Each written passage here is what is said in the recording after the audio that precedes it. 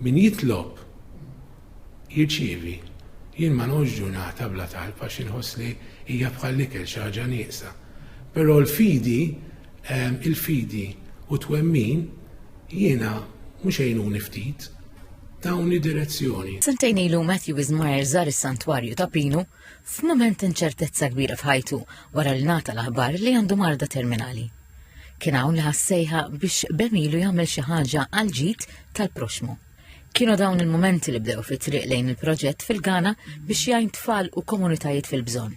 Fiċinajna ir-re ta' Ghana, ir-re ta' Ghana laqana ħafna, kien hu stess li kien studja Malta l-Università. U mbagħad studja l-Amerika wara u Malta qiegħda ħafna l-qalbu u mill-ewwel u kien tajnuna kbira. U mhux tal-hekk tal-li niżel Malta u tagħna 8,000 metri kwadri fej ħanibnu residenzi għal dawn in-nies kollha Maltin li jixtiequ jitilgħu jagħmlu xogħol volontarju.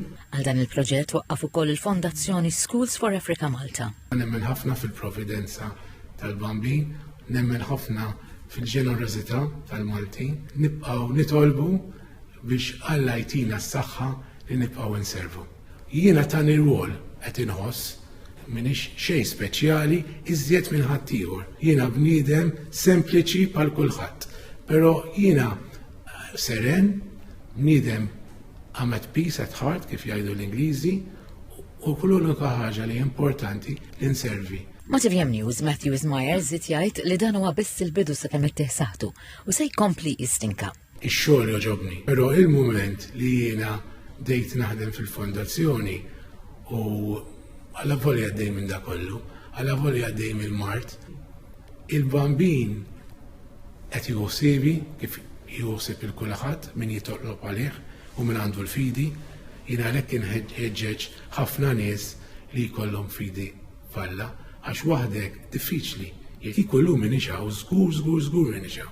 Għaċ-ċerimonja tal-iffirmara twettiq tal-proġett fil-Parlament Malti attenda post oħrajn id-Deputat Prim Ministru u Ministru għall-Affarijiet Barranin u t-Turiżmu Ian Borg.